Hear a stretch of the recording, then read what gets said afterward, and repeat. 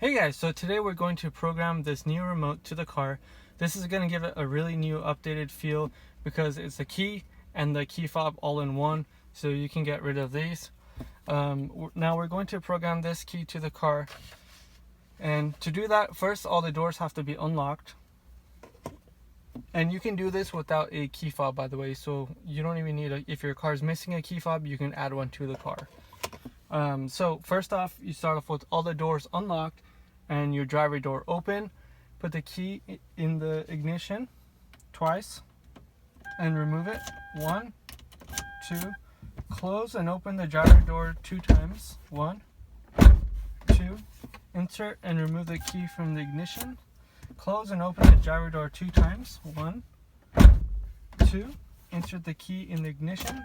Close the door. Turn the ignition from lock to on and back to lock. And then you take it out. And the keys cycle 1 time. Now you hold the lock and lock button on your new remote for 1.5 seconds. 1 Mississippi, half a Mississippi. Now you hit the lock button. And then the key cycle saying that it paired. Now you can just open the driver door, and that will complete the programming. And then you hit lock, it locks.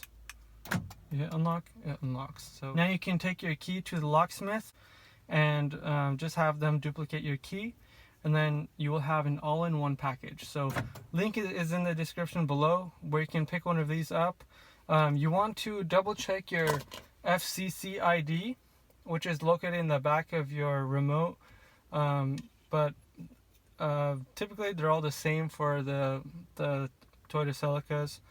I will post everything in the description box below, so if you want to pick one of these up, I'll provide a link. You can just click on it and purchase it and know that it's more than likely going to work. So thank you guys for watching. Up next, I'm going to make another video on how to install a Viper alarm or a two-way alarm into the car. So I picked this up from my old Celica. We're gonna have a new video on that coming up soon, but for now I'm just gonna make the videos as I go along, and then I don't know when I'll release them, but next up I'm going to work on making a new video for the Viper alarm. So thank you guys for watching. I appreciate it.